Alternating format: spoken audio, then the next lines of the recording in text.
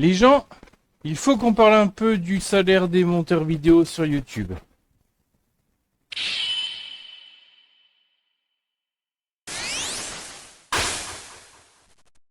Bonjour, bonsoir, bonne nuit pour les No Life et bienvenue dans cette nouvelle vidéo où, ben voilà, il faut effectivement qu'on parle de certaines choses. Donc, comme vous le savez, enfin, si vous me suivez depuis un bout de temps, je devrais bientôt être monteur vidéo en ligne pour d'autres vidéastes. C'est quelque chose que je prépare depuis, on va dire quelques mois au moins. C'est pour ça d'ailleurs hein, que normalement il y aura presque plus de vidéos de ma part sur cette chaîne, sur enfin, mes chaînes à moi, ou aussi sur la chaîne Warball. Au mieux, il y aura les montages très très rapides. Par exemple, pour mettre l'intro et la fin des tests antivirus, ou des tutos, mais très vite fait, il y en a eu un il y a pas très longtemps là qui est sorti un peu de façon express, c'est normal, voilà. Là, je suis en phase de, de pour devenir monteur vidéo en ligne. Ce qui se fait le plus souvent, c'est de faire ça en auto-entreprise ou micro-entreprise. Je sais jamais quel terme a officiellement remplacé l'autre, mais de toute façon, tout le monde dit l'un ou l'autre et ça gêne à peu près personne, ou tout simplement personne. Donc, bref. Euh, et donc, alors, tout le monde dira, bah, c'est bien pour créer une auto-entreprise. Ça se fait rapidement, machin chose. Enfin, quand les gens disent ça, limite, t'as l'impression qu'ils nous invitent à ne pas se prendre la tête. Et ce serait un tort, parce que, en tout cas dans le cas présent, mais même sûrement en vrai dans tous les cas, parce que de toute façon, avant même la création en elle-même de l'auto-entreprise, il y a toujours un certain nombre de questions à se poser. Dont celle qui va nous intéresser aujourd'hui, qui est celle des tarifs. Alors oui, ça se voit pas, mais là je bois de l'eau. Je bois de l'eau d'une bouteille invisible. Euh, et donc pour ça,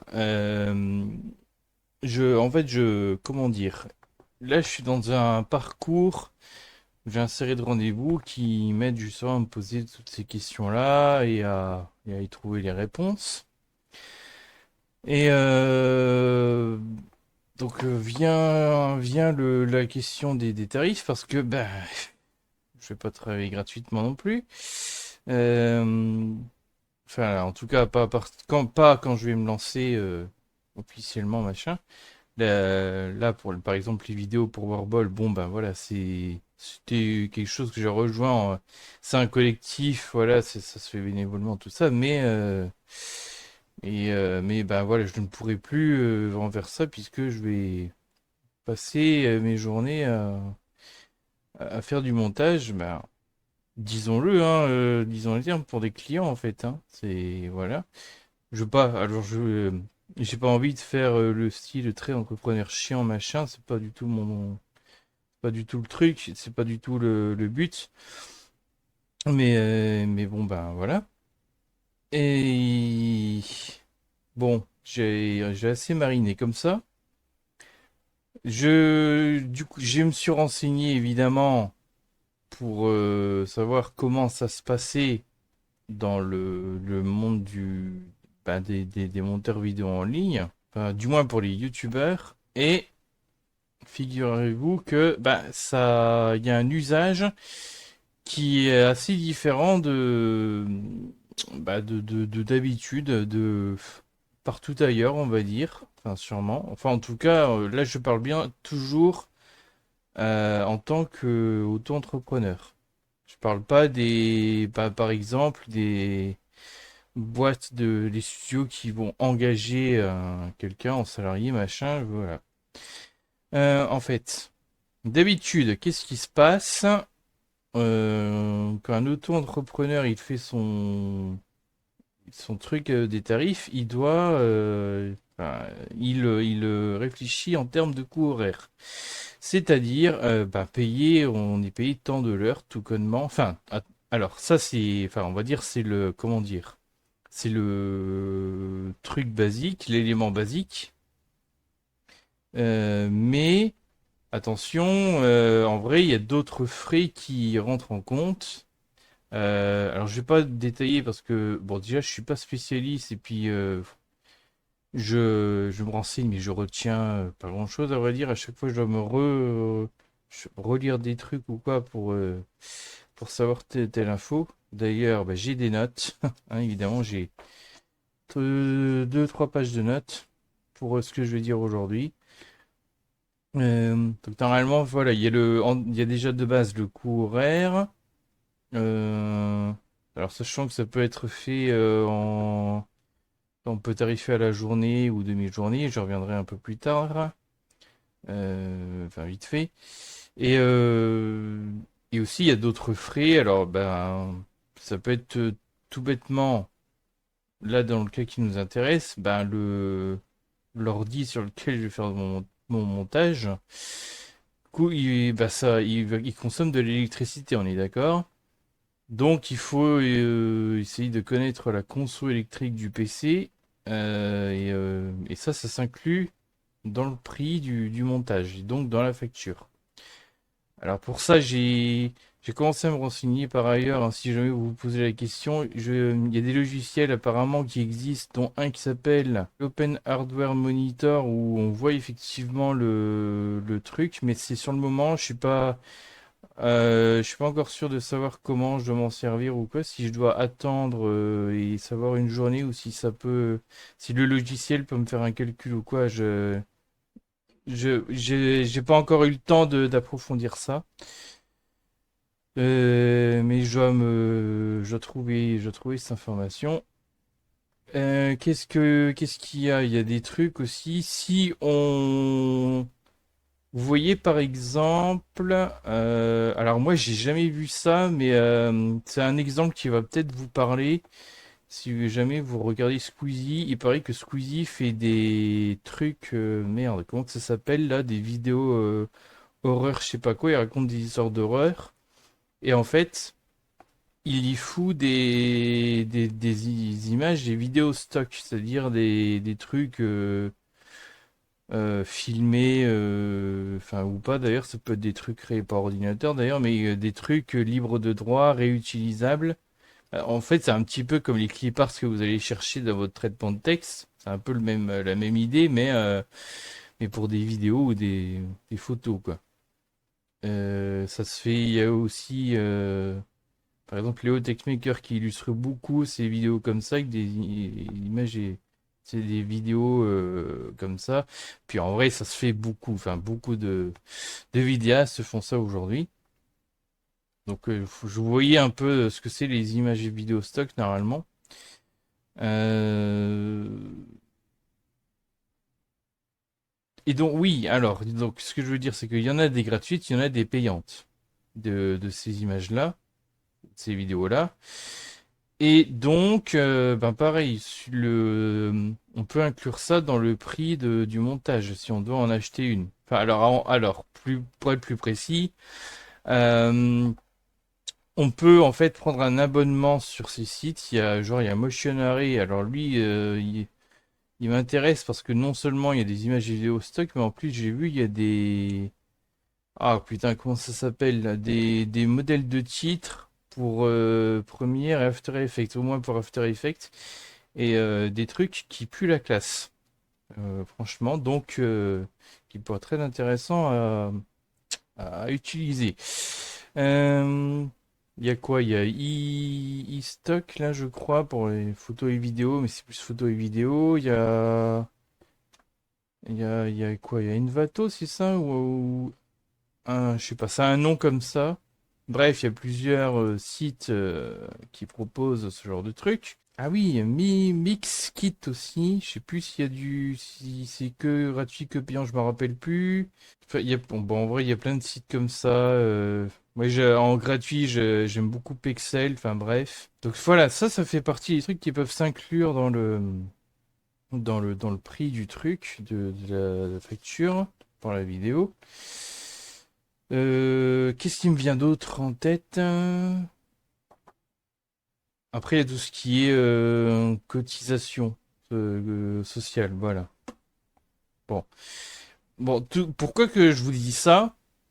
C'est parce que tout ce que je viens de vous dire, ben l'usage dans le monde de la vidéo en ligne pour les youtubeurs, vous pouvez prendre ce que je viens de dire, vous pouvez le foutre à la poubelle. Oui, j'ai passé au moins 5 minutes à vous dire ça, tout ça pour vous dire, ben non. Euh, il doit y avoir le rire dans les animations de Nantes, ça c'est la colère. Voilà. Bon, ça déconne à mort, mais oui, j'avais dit dans un live, le deuxième sur la Panthère Rose 2, sur la Panthère Rose, j'ai un nouveau logiciel là pour le tracking caméra. Il fait plein de trucs, il est complet, mais par contre, bon, c'est jamais parfait ces trucs-là. Euh, oui, alors, du coup, comment que ça se passe chez les youtubeurs? Bah, en fait, alors, j'ai eu plusieurs sources en fait d'infos et en fait, l'une d'elles, c'était dans ma formation de montage vidéo et donc c'est fait par quelqu'un qui voilà, il connaît bien le milieu, enfin, c'est un monteur en tout ça. Et donc il disait, ben nous on peut pas sur Internet se rémunérer comme ça en faisant les heures qu'on y passe. Et il prenait un exemple. Euh, Si quelqu'un prend, allez, je vais dire le truc, ça va être plus simple.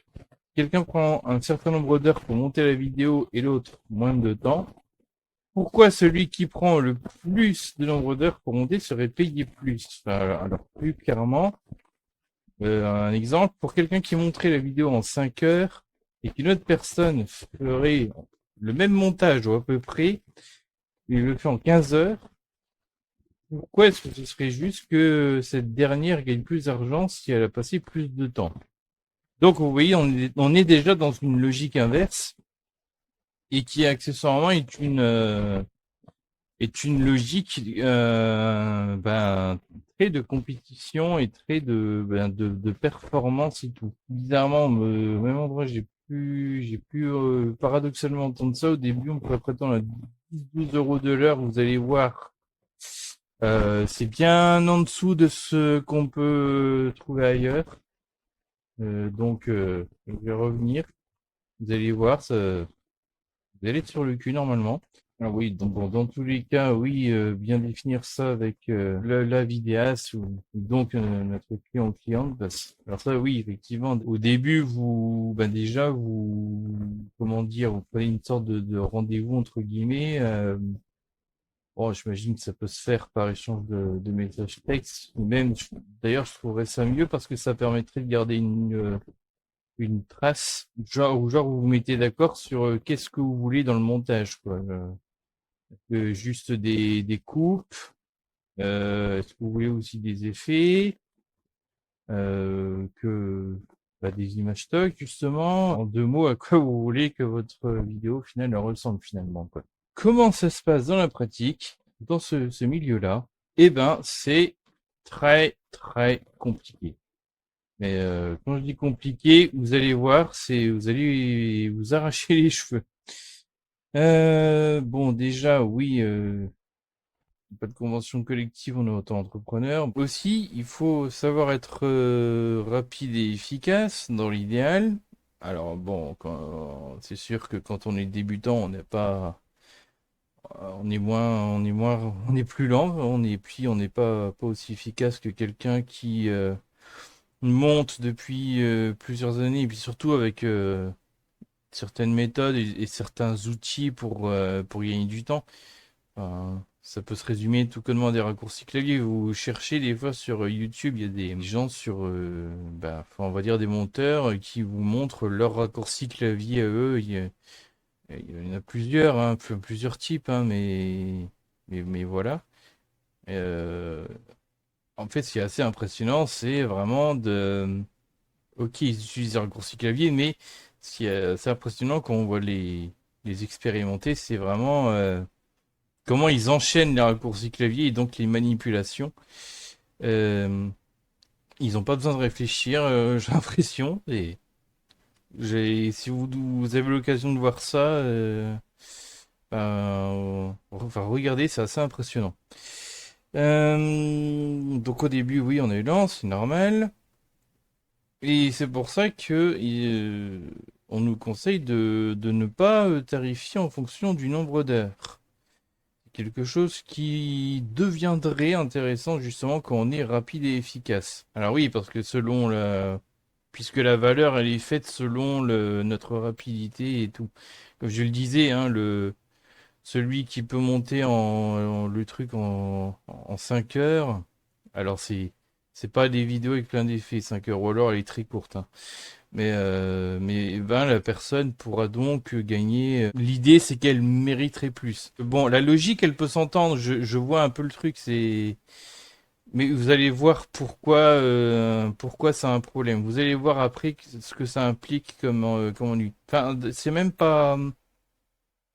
c'est pas tant ça qui va poser problème. C'est vous allez voir après. Donc, le conseil pour les débutants et débutantes est tarifié, on s'en fout, à la vidéo et non au nombre d'heures. Ainsi, le formateur nous invite à y aller carrément au feeling, oui, de ce qu'on serait content de gagner en euros. Enfin, en gros, c'est l'idée. Alors, il raconte son expérience à lui. Il avait commencé par faire des best-of à genre 30 euros, mais il était content parce que ça lui faisait de la matière sur laquelle travailler. Alors, là-dessus, bon, je vais quand même préciser une chose. C'est un peu par honnêteté, puis par remise en contexte et puis ça permettra de comprendre pourquoi la situation elle est ce qu'elle est aujourd'hui. Un monteur vidéo spécialement pour les youtubeurs en auto-entrepreneur, je pense que vous l'avez deviné, mais au moins vous ne serez pas surpris, bah c'est un nouveau métier en gros. Hein. Ça fait quelques années à peine que ça existe, on va dire. Au début, ben, même au début de la monétisation, je pense que la plupart, ils montaient encore leurs vidéos eux-mêmes. C'est après quand ils ont commencé à faire je sais pas, je sais pas trop à partir de quand, mais enfin au moins à partir de 2017, il y en a un qui est assez, enfin je sais pas s'il est connu, il doit être connu dans le milieu, mais genre il avait commencé en 2017 et puis donc voilà, ça doit être à peu près à cette époque-là, quand ils ont commencé, les très gros youtubeurs ont commencé à genre acheter des locaux, se regrouper, faire ce genre de choses. Ça commençait à devenir assez professionnalisé, plus ou moins télévisuel en fait. Or, ils n'ont pas nécessairement embauché des monteurs. Mais d'ailleurs, je serais curieux de savoir en gros les a embauchés en salariés et qui a fait appel à des auto-entrepreneurs. Mais ça s'est surtout fait en auto-entrepreneur. Le monteur permanent d'un vidéaste qui est littéralement embauché en tant que salarié, normalement ça existe, mais c'est rare. C'est pas du tout la norme. Même pour les gros, hein, les très, très gros youtubeurs, ils font appel à des auto-entrepreneurs. Et d'ailleurs, c'est rare qu'ils ont un monteur.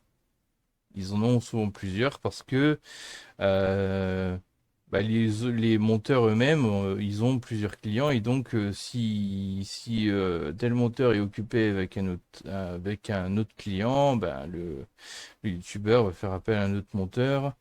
Il doit aussi y avoir une organisation. Je sais, il y en a un par exemple qui s'organise. Il en cherche pour la chaîne principale et puis il en a d'autres pour sa chaîne secondaire. Voilà, ça après ça à chaque youtubeur en soi de s'organiser comme ça lui convient. Hein. Bon, ça a priori. Enfin après ça rend quand même le truc assez compliqué. Je pense pour les auto-entrepreneurs, c'est sûr que on est dans une situation qui qui est pas stable en fait, ou pas forcément stable, c'est parce que bah, certains n'auront pas forcément de clients tout le temps, voire très peu de clients ou quoi. Et du coup, on est sur un truc, bah là, rien que sur ça, c'est forcément assez compétitif. Putain, j'ai toujours pas dit ce que je voulais dire. Oui, en fait, dans le contexte, il s'était lancé en auto-entrepreneur. Je sais pas trop pourquoi d'ailleurs finalement. La raison la plus, celle qui vient à l'esprit en premier, c'est forcément que c'est avantageux pour les youtubeurs ça leur permet de payer moins cher des monteurs. Donc ça a dû se faire tout simplement par rapport à ça, hein. Et alors le problème c'est que on va dire la première génération de monteurs en auto-entrepreneur, c'était des gens qui étaient beaucoup jeunes. Du moins, alors de ce que j'en ai compris, de ce que j'en ai plus ou moins aperçu, c'était apparemment des gens assez jeunes, voire même parfois des mineurs en fait. Donc ils pouvaient même pas forcément être payés de base. Donc voilà, déjà là, je pense que vous commencez à voir le problème systémique du truc.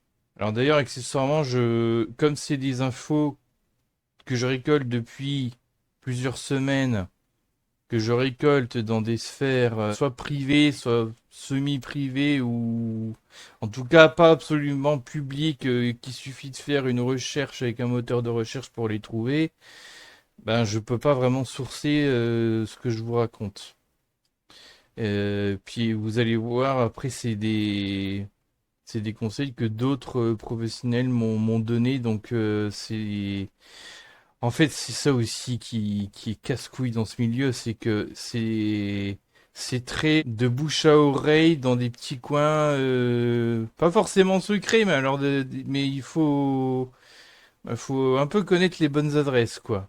Hein? Imagine, tu es sur un serveur Discord, tu peux avoir le lien d'un autre serveur Discord intéressant pour les monteurs. Genre, t'as les ressources, machin, au moins les ressources techniques et tout. Plutôt les ressources techniques que ce qui est entrepreneur et financier d'ailleurs, je trouve, pour l'instant de ce que j'en ai vu. Surtout la partie tarif finalement, elle est limite plus secrète ou pas loin, j'ai envie de dire, que tout le reste. Donc c'est pour ça, il faut un peu, entre guillemets, s'infiltrer dans le milieu. Alors s'infiltrer, non, pas forcément, c'est pas forcément le mot, mais parce que si on y est pour des raisons logiques et legit, ben c'est pas s'infiltrer, mais vous voyez ce que je veux dire, quoi. Il faut être vraiment au bon endroit, au bon moment. Et là, on commence à avoir quelques infos, on va dire. Enfin, sans compter ce qu'on peut demander bah, à des pros, des gens en place en vrai, hein. Je sais plus si j'avais fini quoi avec ça. Et une première génération, ils étaient tous jeunes, ils n'étaient pas forcément payés du coup, vu qu'il y avait des mineurs. Bah, je sais pas si on avait beaucoup, je sais pas si ça arrivait souvent, mais voilà, c'est quelque chose qui est arrivé. Il y en a un, voilà, et normalement il s'est fait payer une fois qu'il a atteint sa majorité, mais je sais pas si il s'est, je suis pas sûr d'avoir compris que s'il s'était fait payer de tous les montages qu'il avait fait avant quand il était mineur ou s'il a commencé à être payé à partir du moment où il était majeur. Ça, j'en suis même pas sûr. Et ça, oui, et en fait, ça donne vraiment des gens, des jeunes personnes. Alors, c'est pas de leur faute, bien sûr. C'est genre, je les accuse de rien. Mais des gens inexpérimentés en termes de bah, tout ce qui est monde de l'emploi déjà et de tous les travers qu'il y a là-dedans. Hein, je rappelle un peu la série de vidéos que j'ai fait l'année dernière. Comme c'est de l'auto-entrepreneuriat, bah, il n'y a pas, par exemple, les syndicats, tout ça. Ils ont aussi une absence du coup et encore une fois, je leur en veux pas, c'est pas un jugement que je fais, mais ils ont une absence de culture politique qui fait que, bah déjà, vous allez voir, après pourquoi je dis ça, ils peuvent se faire tout simplement exploiter par les vidéastes enfin, c'est pas qu'ils embauchent du coup, mais qui font appel à eux. Et ils ont pas du coup cette idée, enfin, j'ai pas l'impression que ça arrive, mais je me dis, mais ces monteurs en ligne devraient essayer de s'organiser entre eux pour essayer de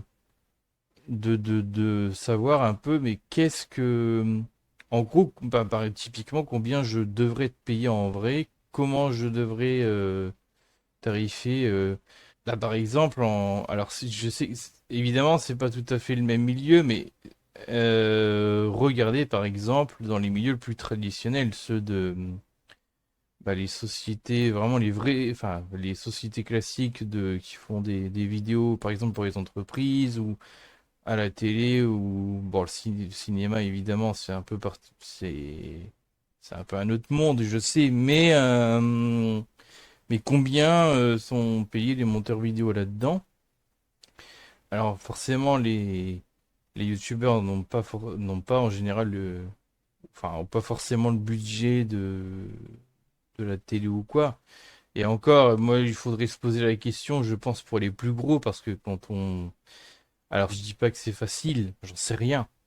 Mais quand on voit de plus en plus de d'émissions, genre sur Twitch, ce sont des putains de plateaux télé, ce qu'on voit, je suis désolé. C'est peut-être pas à proprement parler le budget d'une chaîne de télé, mais qui devrait peut-être permettre de payer les monteurs et un peu tout le monde d'ailleurs dans les mêmes cadres ou à peu près, j'en sais rien. Je pense que la question devrait être posée plus clairement, plus publiquement. Je pense que le grand public, parce que il y a plein de gens maintenant qui regardent tous ces trucs sur YouTube et sur Twitch, devraient essayer de comprendre. J'ai envie de dire, et les gens ont le droit de savoir en fait. C'est des contenus qu'on consomme tous et toutes et je pense que c'est pas une mauvaise chose, essayer de savoir un peu dans quelles conditions c'est fait. Est-ce que c'est fait dans des conditions justes ou non? Alors, les youtubeurs eux-mêmes, évidemment, je sais pas dans quelle mesure eux-mêmes connaissent autant que ce soit la loi, que ce soit les milieux, enfin les salaires de d'habitude ou tout l'aspect commercial, légal, tout ça. Ben oui, peut-être certains, ils ont pas dû le savoir. Après, bon, il y en a, on voit, ils ont fait des études de commerce, donc ils devraient déjà un petit peu plus, je pense, se débrouiller là-dedans. Et du coup, je sais pas s'ils ont pu faire quelque chose de plus sérieux, et de plus carré, notamment en termes légal ou quoi. Enfin, ils ont dû forcément, j'imagine que quelque part ils doivent faire attention parce qu'ils doivent, comme toute entreprise, ils doivent peut-être avoir, quand même, je sais pas, des contrôles, pas les impôts, inspection du travail ou quoi, et au bout d'un moment, il doit y avoir des choses comme ça qui doivent arriver, mais ceci dit, je pense que ça s'est fait un peu malgré tout. Il y a un truc qui, qui est assez particulier avec enfin, au minimum les monteurs vidéo et peut-être d'ailleurs d'autres métiers comme ça, mais moi je peux parler que pour les monteurs vidéo en auto-entrepreneur qui montent pour les youtubeurs, parce que on va dire c'est le dossier que j'ai bossé quoi. Alors oui, du coup, quand la personne t'avait dit bon j'ai commencé par faire des montages à 20-30 euros, et j'étais content. Il nous incitait quand même plus ou moins à faire la même chose, du moins en tant que débutant, si par exemple ça ferait un montage intéressant à ajouter dans notre portfolio, quoi. Euh, Sauf que 30 euros, vous allez voir, c'est pas le prix. Enfin, même, je dis, même pour un débutant en théorie, ça coince beaucoup. Vous allez voir. Et en fait, je vais revenir après de toute façon, mais je pense que la première génération, vu qu'elle a dû essuyer les plâtres, elle a dû casser les prix sans, peut-être même sans le vouloir, j'en sais rien. C'est pour ça aussi que je me pose la question du côté des youtubeurs. Alors, très ironiquement, par la même personne, on a le conseil totalement contradictoire, qui est celui de ne pas se sous-payer. Donc d'un côté, il y a vraiment lui-même va dire attention de ne pas se sous-payer, attention à ne pas casser les prix, parce qu'en gros, si vous proposez pas assez cher, et ben les autres vont devoir s'aligner sur les prix, et donc bah, finalement, ça, c'est toute la profession qui on va dire, elle est pas rentable pour les monteurs, quoi. Vous voyez l'idée. Et bien en même temps, ils invitent à commencer ben, finalement très très modestement, sauf qu'il y a un piège avec ça, il y a un risque. C'est que des nouveaux monteurs, sachez-le, il y en a beaucoup, beaucoup qui sont formés en ce moment et depuis un bon bout de temps. Enfin, je sais pas si on peut dire qu'il y a un marché dans la formation de monteurs, mais oui, probablement, il y a plusieurs organismes ou quoi qui proposent ça, donc voilà quoi. Enfin, imaginez, chaque mois, il y a plein de nouveaux monteurs qui sont formés. Donc, ce que je veux dire par là, c'est que du coup, ça fait plein de nouveaux débutants et débutantes qui, si on suit la logique du commencer en se sous-payant en réalité, pourquoi que le vidéaste, il ferait pas toujours appel à des débutants et débutantes qui se sous-payent? Eh ouais, c'est con, mais voilà, c'est un risque, effectivement. Bon, et les youtubeurs pas gros du tout, mais qui voudraient quand même faire appel au service des monteurs, bon, s'il peut pas, s'il a pas le budget pour le payer comme il se doit, c'est qu'en vrai, son modèle économique, sa situation financière ne lui permet pas en vrai de faire appel au service d'un monteur en vrai. C'est là, je vais être peut-être un peu direct, un peu cassant et encore, mais voilà. Être payé à la vidéo, ça veut dire quoi concrètement? Ça, concrètement, c'est difficile à dire parce que c'est un merdier sans nom. Déjà, ça dépend du type de vidéo. Par exemple, les vidéos des TikTok, des vlogs, c'est pas le même type de vidéo. Enfin, les vlogs sur YouTube, on va dire. Ce sera pas le même type on va dire un documentaire pour YouTube, qu'un best-of de live, qu'un vlog. Voilà, les TikTok, c'est souvent des trucs assez courts. Ça peut être des trucs assez cons, genre prendre un extrait d'une vidéo plus longue et la foutre en format vertical. Mais parfois, ben, il peut y avoir des TikTok qui a plus d'effets. Donc, même si la vidéo est relativement courte, ben, il faut passer du temps à faire les effets. Est-ce qu'il faut juste faire enfin, ce qu'on appelle le dérush, c'est-à-dire soit on a genre une grosse vidéo longue, ben, typiquement un live. Faut enlever le gras, le bout de gras et garder que le plus intéressant. Donc on coupe ce qui est pas intéressant, c'est ça un dérush. Mais sinon, genre des reportages où il y a plein de petits morceaux de vidéo, ben là c'est pareil, il y a des trucs à garder, des trucs à pas garder, faut couper les morceaux. Les exemples qui vont sortir, ça risque d'être souvent des best-of de live. Parce que c'est assez typique comme exemple. On est formé dessus parce que quand on sait faire ça, techniquement, on peut a priori, entre guillemets, tout faire. Bon, faut pas non plus nous demander de faire de l'animation enfin, dans des dessins animés, quoi, en motion design, quoi. Que là, faudrait vraiment avoir une formation bien plus spécifique que ça sur le logiciel exprès pour ça, hein. After Effects pour les gens qui connaissent, hein. Et donc, par exemple, là, il nous donne quelques montants, genre un dérush cut et zoom, enfin les coupes et les zooms et les zooms et les dézooms, parce que vous savez, sur les vidéos YouTube, on peut plus passer 10 secondes sauf quand il y a des zooms et des dézooms tout le temps. Ça vaudrait 100 à 120 € maximum.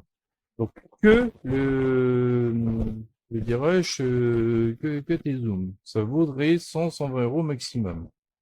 Et dès qu'on rajoute des effets, des sons, de la musique, donc c'est des choses qui demandent du temps. Ça peut avoir l'air de rien au passage, mais putain, oui, ça demande du temps. Trouver la bonne musique, des fois, c'est incroyablement chiant. En plus, quand tu dois te débrouiller avec des trucs gratuits, libres de droit à la con, un peu boif, voilà. Et donc, quand t'as ça en plus dans le montage, ça, on passerait de 100 à 200 euros. Voilà, c'est un peu de illustration. Bon, comme je le disais, les images et vidéos qu'on met en illustration pour un peu genre souligner le propos, enfin illustrer le propos tout bêtement. On rajoute 100 euros à chaque type de truc finalement. On dit 100 euros. C'est un peu d'illustration. On peut rajouter 100 euros. En rajoutant par exemple un peu de motion design, ça peut être tout bêtement rajouter les effets fond vert à la con qu'on trouve même sur YouTube. Des effets un peu mémesques. C'est pas les dessins animés. Des fois, ce qu'on appelle motion design, c'est et j'en peux plus ces trucs-là d'ailleurs, c'est les espèces de petits dessins animés qui très flat design qu'on retrouve d'habitude beaucoup dans le monde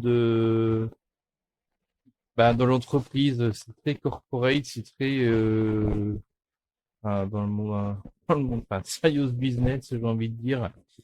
Et vous voyez, c'est des trucs tout plats avec une animation un peu en mode marionnette. Enfin, d'ailleurs, c'est vraiment ça en plus. Hein. Ça s'anime vraiment comme des marionnettes. Hein, au passage. C'est pour ça que ça donne cet effet-là. Et puis même dans les dessins animés pour la télé, ce qu'il y avait avec déjà dans les années 2000 avec Pucca par exemple. Enfin, dans le temps, c'est plus des dessins animés Flash. Sauf qu'aujourd'hui, c'est encore plus moche. Bon, quoi d'autre? Si on doit gérer plusieurs caméras, des micros, forcément, ça se rajoute dans le prix. Ah oui, puis comme je le disais tout à l'heure, ben on a plus de valeur, on aurait plus de valeur si on peut monter en moins de temps. Donc on peut rajouter un montant si la deadline elle est courte, genre dans les 80 euros. Voilà. Durée, ah oui, alors vous allez voir, en fait, j'ai des infos totalement contradictoires venant de la même source, c'est impressionnant. En fait, c'est tellement des fourchettes que ça donne des infos qui vont dans tous les sens.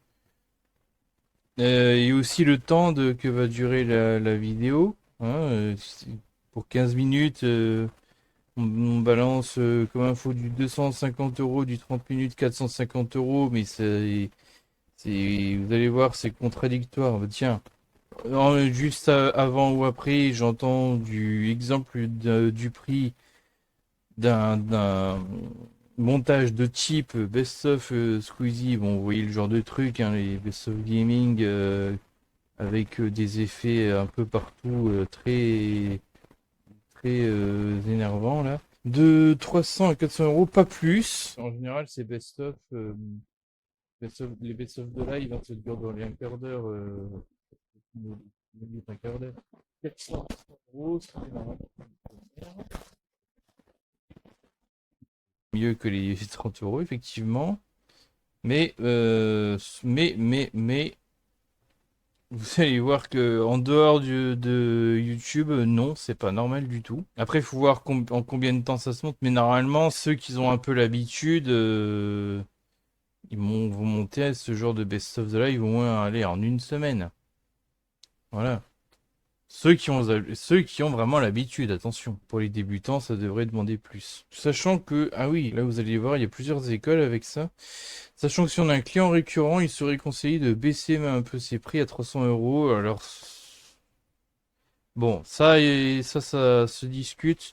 Je sais plus si j'ai les notes de ça ou pas. Il y a soit ça, soit l'idée un peu inverse de proposer un genre d'offre de bienvenue, c'est-à-dire la première fois que tu proposes tes services à tel vidéaste, bah, on peut faire un peu moins que d'habitude. Mais là aussi, si tout le monde faisait ça, certains vidéastes pourraient à chaque fois faire appel à chaque fois à des personnes différentes pour grappiller un peu. Et à terme, ben ça, là aussi, ça réduirait le prix habituel du coup de telles vidéos. Donc, à voir. Donc c'est pour ça, chacune de ces informations peut en réalité amener à beaucoup de discussions, bon, même de débats, disons. Puis là, je suis encore sur l'idée du être payé en gros à la vidéo, hein. Donc, en gros, l'idée c'est qu'on a des informations très contradictoires et ça, c'est contradictoire pour parce que je viens de dire, dans le cas où on serait payé à la vidéo et pas en taux horaire. Pour un TikTok qui condense juste une vidéo pour en faire une petite vidéo de 2 minutes, un tarif logique serait de 20 euros en imaginant que ça nous prendrait environ 20 minutes. Ce qui sont donc des TikToks simples. J'imagine que ça se discute là aussi. Pour les entreprises en dehors d'Internet, là, on peut prétendre beaucoup plus. Alors, vous voyez, là, il y a quand même un aveu au passage de... Dans le monde de YouTube, ça se passe très différemment et je veux dire, l'exploitation est quasiment avouée parce que on peut faire, soi-disant, on peut faire un montage de 2 minutes, se faire payer 2000 euros. Bon, j'imagine que ça doit être un peu plus compliqué que ça, mais bon, je pense qu'il y a eu de l'exagération volontaire pour dire qu'on pouvait se faire payer plus, mais alors je vais y venir en dehors de YouTube, enfin un peu la partie d'après.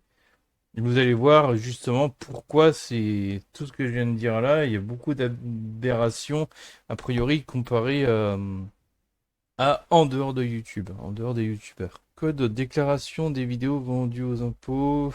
Oui, alors bon, c'est-à-dire que forcément on est supposé le déclarer, les factures qu'on fait, les montages qu'on fait du coup, mais c'est pour dire que certains pour des petits trucs ne le font pas, mais alors, sauf qu'à mon avis, quand on fait ça avec des tarifs normaux, ce serait pas possible de faire un truc sans le déclarer. À mon avis, ça se verrait, quoi.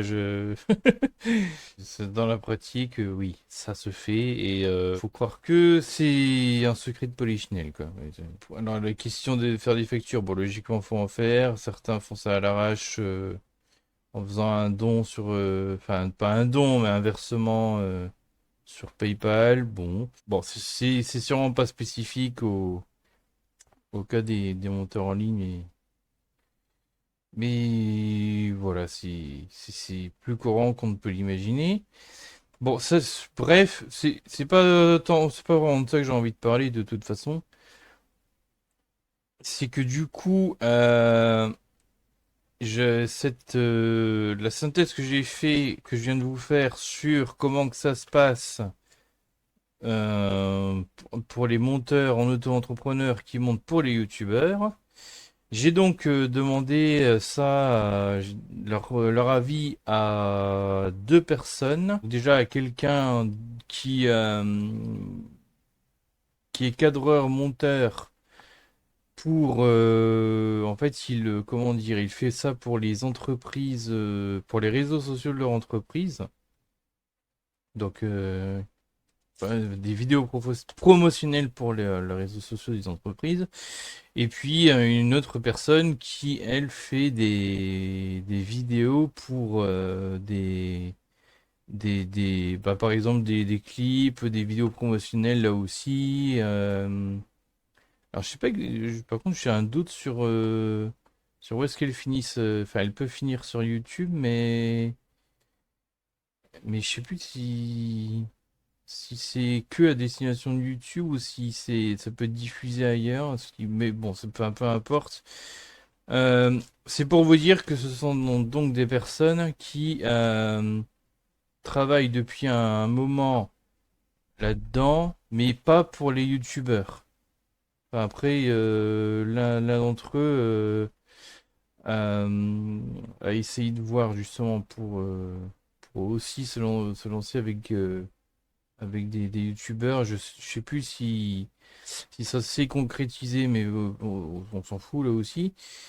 Euh, Ce qu'il faut bien comprendre, c'est donc ailleurs que sur YouTube, et même avec des auto-entrepreneurs, hein, c'est même pas le problème. Et ben, vous allez voir, c'est très différent.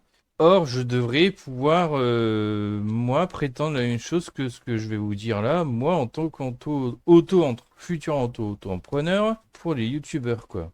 Vous avez compris le truc. Donc, l'une des deux personnes a été... D'ailleurs, les deux, si jamais elles regardent ça, elles vont probablement se reconnaître. Voilà, on va essayer de faire coucou si ça veut bien. Waouh, c'est...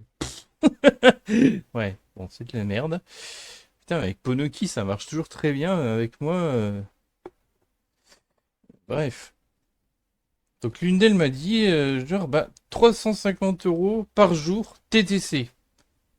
Qui m'a même dit que je me compliquais trop la vie. Oui. Bon, j'ai envie de dire, c'est pas de ma faute. Mais ça, voilà, en une phrase ou deux, vous avez compris la différence hallucinante entre, les youtubeurs et ailleurs, quoi.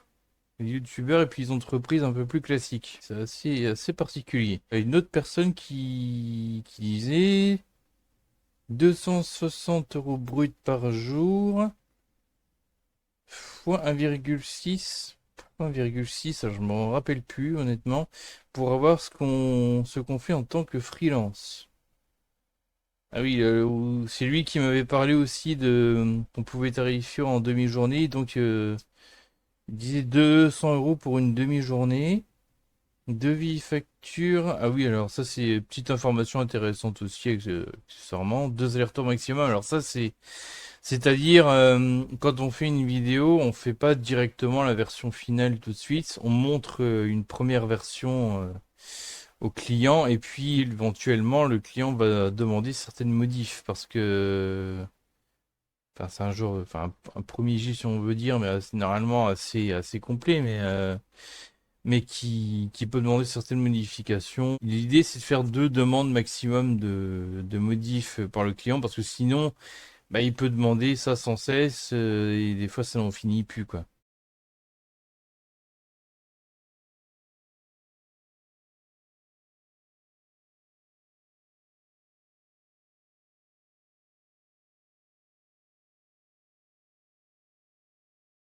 Quand on demande moins de 50 € de l'heure à l'URSSAF, ils sont pas contents.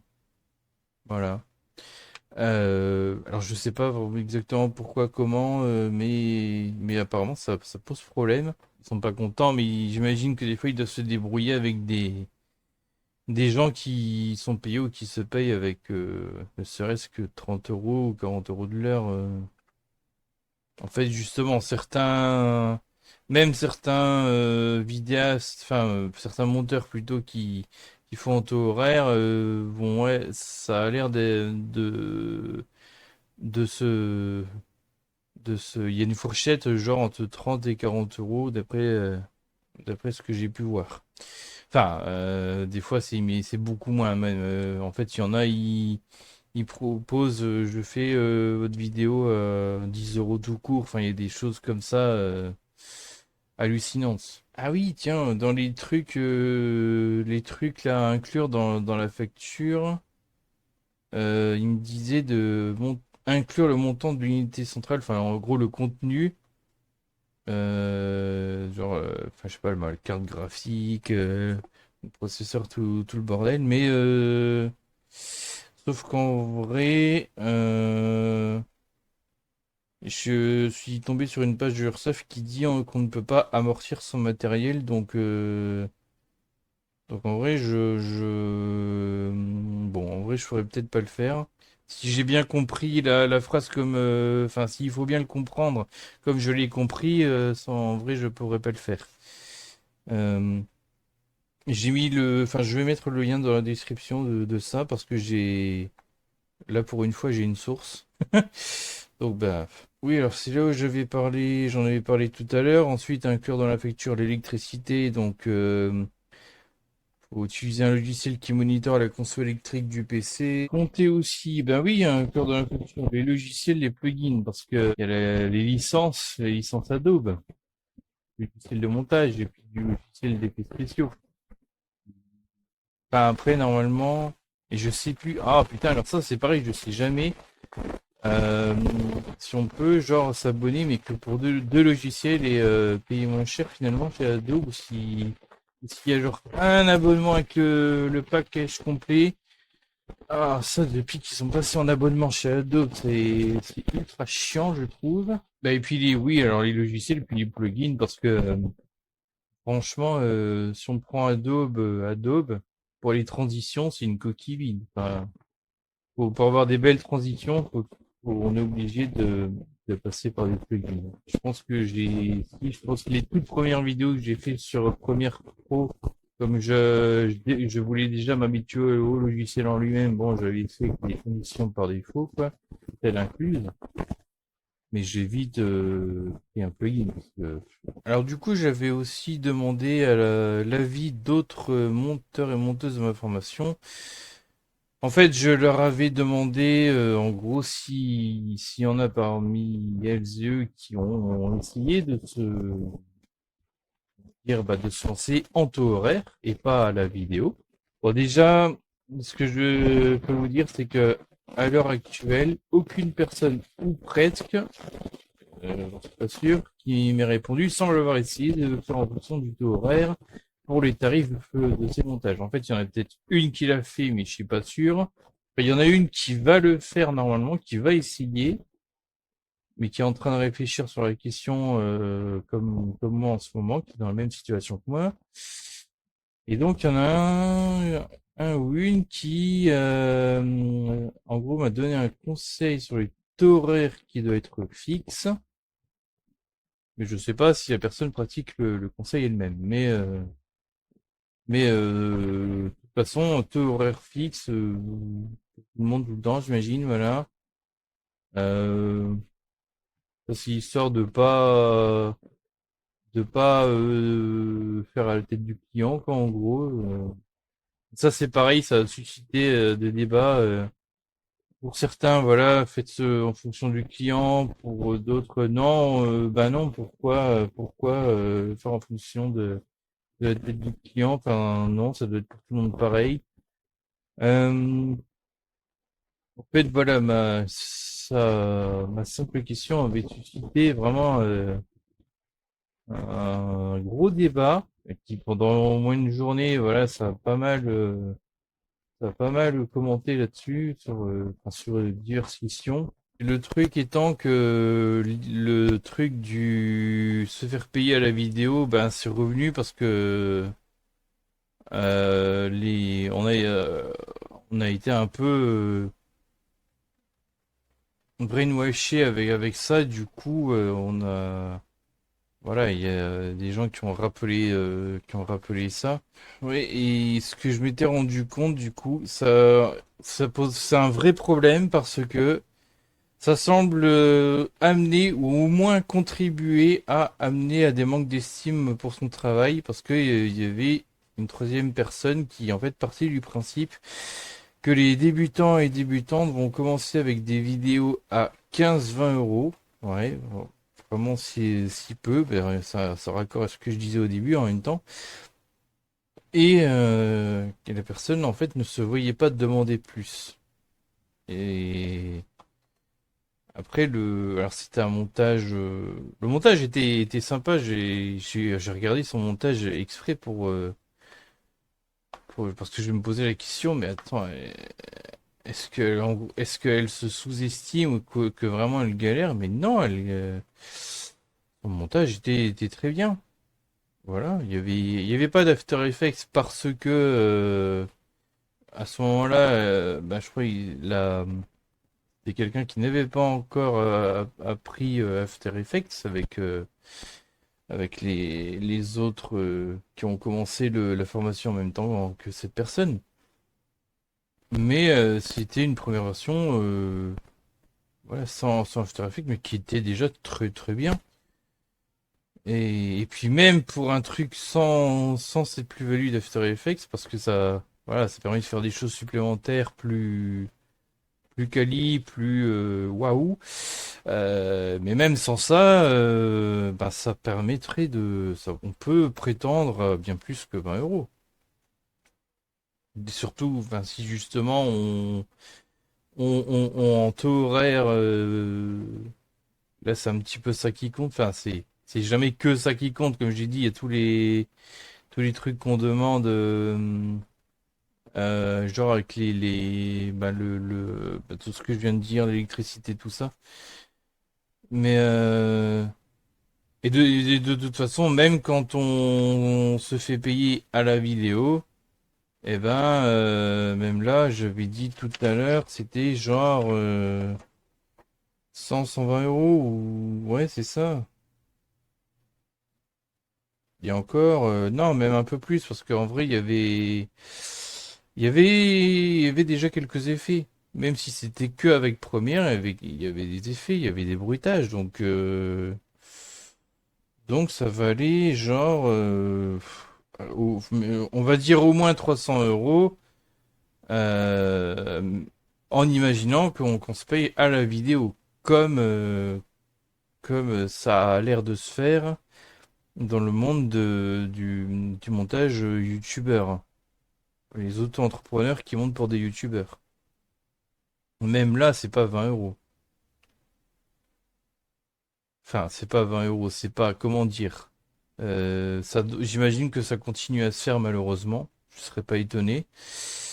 Bah surtout que, en plus de ça, il y a un site là, qui s'appelle Fiverr où on peut proposer ses services.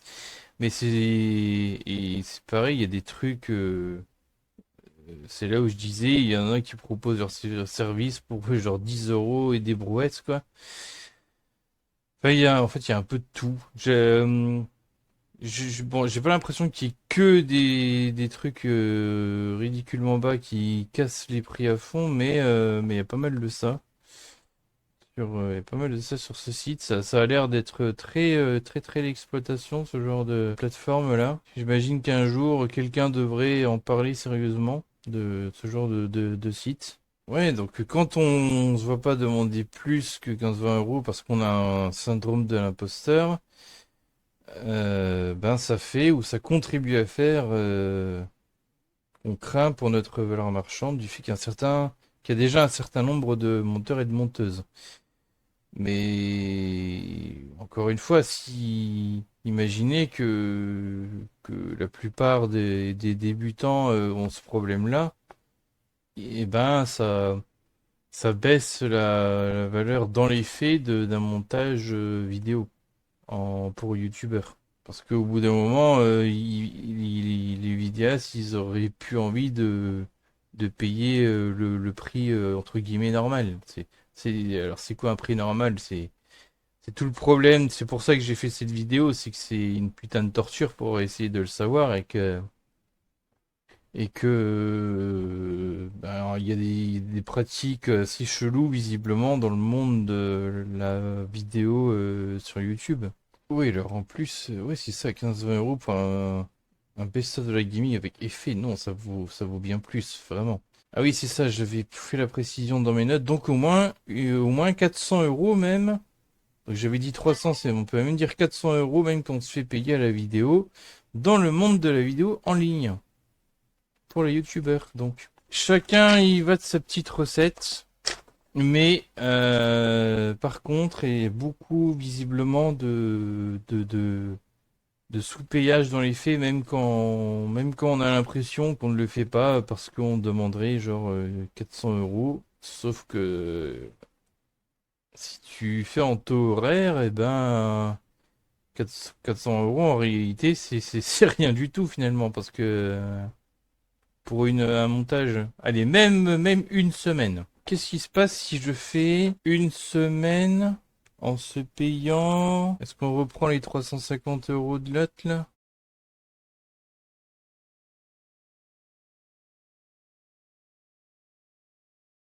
c'est pas ce qui va tomber dans la poche du monteur, hein. Faut pas oublier les cotisations, il y a on doit payer à côté, donc enfin, surtout que là c'est un truc tellement simple que ça inclut même pas les prix des licences, les prix de l'électricité, tout le bordel. Quand là j'ai dans ça c'est vraiment l'exemple le plus simple du monde.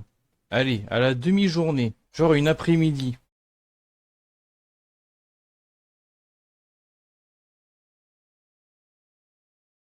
Donc voilà quoi. C'est pour ça les 100 euros, les 200 euros machin, on est d'accord qu'il y a un problème. Parce que même, je sais pas, mais même si tu voudrais essayer de baisser un petit peu les prix parce que les youtubeurs ont pas autant de budget qu'une chaîne de télé, enfin, déjà tu peux pas trop baisser, faut pas. Pour une raison toute conne, c'est que les monteurs aussi ont besoin de manger déjà. Donc faut que l'activité soit rentable, enfin je sais pas comment dire, rentable pour elle, enfin, vous avez compris l'idée. Et donc on se retrouve avec des monteurs, bon des fois ils font des offres à 10 euros, mais bon là, enfin, même 400 euros en vrai c'est que dalle, si on fait en taux horaire. Or le taux horaire c'est ce que fait visiblement tout le monde, n'importe quel, au moins n'importe quel auto-entrepreneur, et puis pas que en fait. Je sais pas, le truc de base, normal. Sauf pour les monteurs, pour les youtubeurs. Là, voilà, on s'invente totalement notre système. On revoit tout à la baisse. Et ben du coup, voilà pourquoi normalement le titre de cette vidéo c'est un truc du style pourquoi les monteurs YouTube sont exploités. On se doute bien que ce truc, c'est un métier nouveau, alors du coup, il n'y a pas d'encadrement. D'ailleurs, il faudrait certainement un encadrement. Bon, je suis pas dans la comptabilité des plus gros youtubeurs, mais pas d'ailleurs, accessoirement, je saurais pas dire actuellement est-ce qu'ils payent bien, est-ce qu'ils payent mal. Attention, je suis en train de d'accuser personne. Peut-être qu'il y en a qui ont fini par faire comme il faut, quoi. Mais pour certains, je sais que ça n'a pas toujours été le cas. C'est peut-être le cas aujourd'hui, mais ça n'a pas toujours été le cas. En fait, justement, voilà, il y a un monteur qui fait des live montages sur Twitch. Voilà, il montre le montage, puis dire pour des gros youtubeurs, et il disait lui-même dans l'un de ses derniers lives, il a totalement été sous-payé. Je me suis fait arnaquer pour une revue de live de plus de 3 d'un petit YouTube avec montage et tout. Il m'a payé 40 avec la minia. Si tu savais combien de fois je me suis fait arnaquer, moi aussi. Le nombre de youtubeurs qui ont plus de 2 millions d'abonnés aujourd'hui qui m'ont pété à l'amende, putain, temps. Sans indiscrétion, tu prends combien sur un montage comme ça? Là, les gars, je suis payé 1100 euros, 1096 euros. C'est une alternance avec Mastu. Du coup, je suis payé 1096 euros par mois. C'est pour ça que j'ai que des petits montages. Mais par exemple, sur Michou ou sur Amine ou un truc comme ça, les gros créateurs là où je fais en freelance, je facture 350 la journée de taf. Au moins. Mais il faut que j'augmente parce que avec l'inflation et tout, je suis en dessous. 350 vu ton XP, c'est pas énorme, hein. Je sais, frère. On m'a dit de doubler. Le monteur là, Sergen, le monteur de Mich là, très fort, qui fait de la télé-réalité, il m'a dit monte, t'es trop en dessous. C'est du freelance 1, il a pas du taf H24, plus il y a des charges, il va ultra vite. Ouais, de ouf, ça c'est vrai. Il y a les charges, je perds 20%. J'ai pas les trucs que t'as en entreprise. J'ai pas de ticket restaurant, j'ai pas d'avantages, j'ai pas de comité d'entreprise, qu'est-ce que vous voulez, les gars, j'ai pas tout ça du coup. T'as tout ça, donc t'ajoutes à ça tout ce que je dois payer tout seul. Les gars, les avantages que t'as d'être dans une entreprise, c'est abusé, on se rend même pas compte. Hein. T'as aucune sécurité d'emploi, t'as aucune sécurité, frère, t'as pas de chômage, rien. C'est quelqu'un qui monte depuis 2017. Et même je pense que je devrais foutre le lien du live en question. En fait, ce live était très significatif de ce que vivent certainement beaucoup de monteurs en ligne. Je vais me focus que sur Mastu, la fin de ma semaine de cours. Mon mémoire, putain. Mais là, celle-là, il va falloir aller vite, là. Là, les gars, la vidéo elle sort demain. Chaque. Là, c'est. Je dois refaire une nuit blanche et tout flemme. Donc, faut vite que j'avance. Du coup, c'est chiant. Le problème, c'est que quand j'ai cours, bah, quand je commence à monter une vidéo, je suis déjà mort en fait. C'est horrible comme sentiment. C'est épuisant. Heureusement que je suis en alternance, les gars. Je supporterai jamais. Tu as fait la miniature? Pas encore, faut que je fasse. Oh, les gars, je suis. Qu'est-ce qu'on est censé faire, les gars, quand on est vraiment fatigué, qu'on n'a pas le choix de travailler? Ça, c'est vraiment un truc que je devrais étudier le sujet en profondeur. Pour trouver de la force là où j'en ai plus. Moi, je trouve qu'en France, les gars, par exemple, quand t'es indépendant et que les revenus, bah, c'est pas toujours. Tu vois, c'est ultra instable. Et c'est que tout est compliqué quand t'es freelance, hein. Parce que les gars, j'ai beau avoir. Même pour trouver un appart, j'ai beau avoir. Montré les revenus que je faisais, par exemple, sur les daily uploads de Michou, où j'ai fait un chiffre d'affaires à plus de 5 chiffres, tu vois, sur un mois. En fait, déjà que je suis arabe, les gars. Je suis arabe. Arabe, freelance, étudiant. Je vous jure que j'ai le combo gagnant, moi. Et en plus, j'ai des yeux globuleux. J'ai tous les handicaps possibles. Tous les handicaps possibles, les frères. Je vous jure qu'on on m'a fermé des portes. On me laisse des lus sur le bon coin. Je me prends des remis sur le bon coin. J'ai trop le seum. Il y a une strat pour les apparts en freelance. Action logement, c'est quoi ça? Après, moi, je mets ma daronne en garant. Faciliter le logement pour favoriser l'emploi. J'ai tellement mal au crâne. Enfin, moi, je passe la vitesse là. Je suis fatigué, je suis fané, je suis fatigué, les gars. Je suis fatigué. Mais les gars, je suis. Putain, mais quand je vous dis que je suis fatigué, je vous jure, croyez-moi, par pitié, s'il vous plaît. Oh! Oh, je vous parle là. Les mecs, ça se voit avec ta position que je suis fatigué. Les gars, je suis fané. J'en ai marre là. Le master, frère. Le master, les montages Pokémon. Je suis fatigué, je suis fatigué. Oh, les gars, là, je commence à tourner, les gars. Oh là là, le crâne. Là, j'ai une crise, les gars, là. C'est la première fois que ça me le fait en live. C'est une crise que j'ai, forcément, avec tous les écrans que je me tape. Je frôle la perte de connaissance. Je vois double d'un coup et j'ai mal à la tête très fort. Ça va prendre un médicament, les gars. Je vais faire un AVC, les gars. Putain, je lève tard en plus, mais là, il est tard, frère. Comment ça, il est 21h? Ah, c'est des heures pour travailler en alternance, ça? C'est combien de temps t'as pas dormi? Hier, j'ai dormi 3 heures, avant-hier, j'ai dormi 4 heures. Compliqué. La fatigue va te reposer, ça va te libérer mentalement, mais je peux pas. Je suis trop short sur les délais pour l'instant encore. Avec les cours et tout. Carrément, j'ai demandé à la chargée de prod de Massu de contacter mon école et dire que je viendrai pas demain. Demain, je pourrais pas venir, je dois travailler sur la vidéo tout le temps. Je me lève à 5h du mat, frère. T'as pas envie de tout casser? Genre, non, j'ai pas envie de tout casser, je suis juste fané là, je suis fatigué, je suis épuisé. Je pense que c'est multifactoriel, mais le fait qu'ils sont pas en taux horaire, le fait que l'entrepreneuriat lui-même, faut pas oublier que en réalité c'est l'organisation de sa propre exploitation. En réalité, c'est présenté comme un avantage du style, tu sais, bah t'as pas d'horaire, tu bosses aux horaires que tu veux. Sauf que dans la pratique, qu'est-ce qui se passe? C'est que pour finir le montage que tu dois rendre à la personne, bah des fois tu passes des nuits blanches, t'essayes de carburer au Red Bull. Ça paraît très caricatural, mais pour certains au moins, je sais que c'est pas une caricature. C'est vraiment ce qui se passe. Euh, Enfin, je pense que vous voyez un peu le truc, vous voyez un peu ce que je veux dire. Et tout ça pour 400 € là où, genre, partout ailleurs, ben ça pourrait monter à 1000 €, plus de 1000 €. Donc, est-ce que vous voyez le souci? Et c'est. Et donc, un certain nombre de vidéastes ont profité de. Alors peut-être que. Bon, je sais pas encore une fois qui connaissait les rouages, qui connaît pas les rouages, qui a changé son fusil d'épaule depuis, qui l'a pas fait. Je parle d'une tendance qui existe dans un milieu.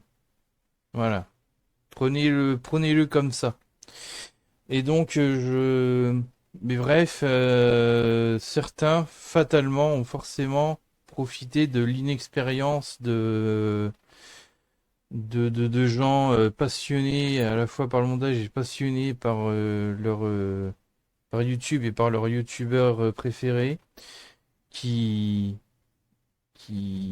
imaginez, vous êtes fan de tel youtubeur, vous faites du montage et puis Et puis vous apprenez que vous pouvez monter pour lui. Enfin, ça peut paraître comme un peu la situation de rêve, quoi.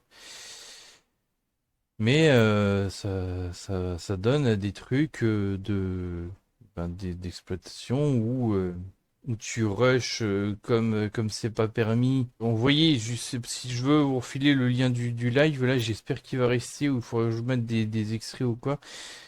On voyait bien que la personne, au bout d'un moment, ça jouait sur sa santé en fait. Ça, c'est le milieu du montage, typiquement sur YouTube. Voilà, il y a une spécificité. Bon, après, il doit y avoir des problèmes ailleurs, évidemment. Ça, sûrement qu'il y a des problèmes ailleurs. Mais il y a quelque chose d'assez spécifique dans le monde du montage pour YouTube. Peut-être d'ailleurs un truc que devraient faire les, les nouveaux monteurs serait peut-être essayer de monter, non pas vraiment pour pas exactement pour des youtubeurs comme dans le sens où on l'entend, mais peut-être pour des structures un peu plus grosses qui font des vidéos, voire même qui ont des contrats avec des youtubeurs pour faire des trucs, mais sur leur gros truc à eux, quand on voit genre le Vortex d'Arte, genre euh, Usu pendant un bon bout de temps, il était à Mediapart et à Blast. Là, c'est plus le cas, mais bref. Il y a Bolshevik qui fait une émission sur l'UMA. Il y a quoi encore? Il y a la chaîne là, du groupe Peugeot. Alors ça sort un peu de nulle part, mais bon. Ça, il y a cette chaîne là de YouTube Peugeot qui fait des vidéos de vulgarisation sur divers sujets. C'est des YouTubeurs de vulgarisation ou autres qui en fait présentent ces choses-là. Je sais pas si c'est eux qui écrivent leur script. Enfin, je sais pas comment ça se passe là-dedans, mais bref, peut-être que ce serait mieux. Je sais pas. En tout cas, je tenais à faire cette vidéo pour vous parler de comment ça se passe dans ce milieu-là, parce que ben il y a un gros souci. Et Et du coup, comme on sait des gens, comme je le dis, des inexpérimentés qui vont pas avoir l'esprit d'essayer de s'organiser pour réformer le truc. En fait, c'est même pire que ça, c'est que je pense que pour un certain nombre d'entre eux, j'ai l'impression pour beaucoup d'entre eux, eh ben, il va y avoir une finalement, une acceptation de comment on appelle ça aujourd'hui, ce crush, et aussi cet aspect très compétitif. Pour avoir un peu vu de l'intérieur, ça me paraît même assez viriliste en vrai, sur pas mal d'aspects. Bah, enfin, déjà, il y a beaucoup plus d'hommes monteurs. J'ai pas de stats, mais franchement, c'est clair qu'il y a bien plus d'hommes monteurs que de femmes monteuses.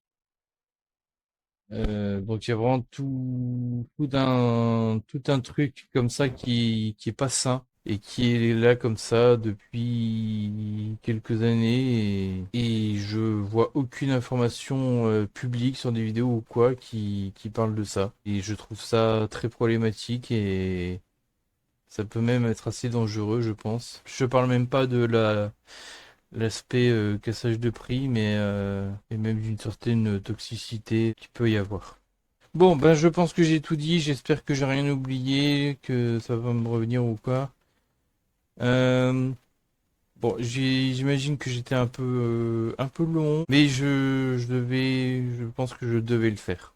En tout cas, il faudrait sans doute, je sais pas, faudrait s'organiser. Genre, on peut pas littéralement se syndiquer parce que bah, c'est des auto-entrepreneurs, donc, mais il doit y avoir un truc à faire peu de cet ordre-là, quoi. Alors c'est ça aussi, enfin, en fait, ma conclusion, moi je vais pas, j'ai du mal à trouver des infos là-dessus, où il faudrait que je cherche bien plus longtemps.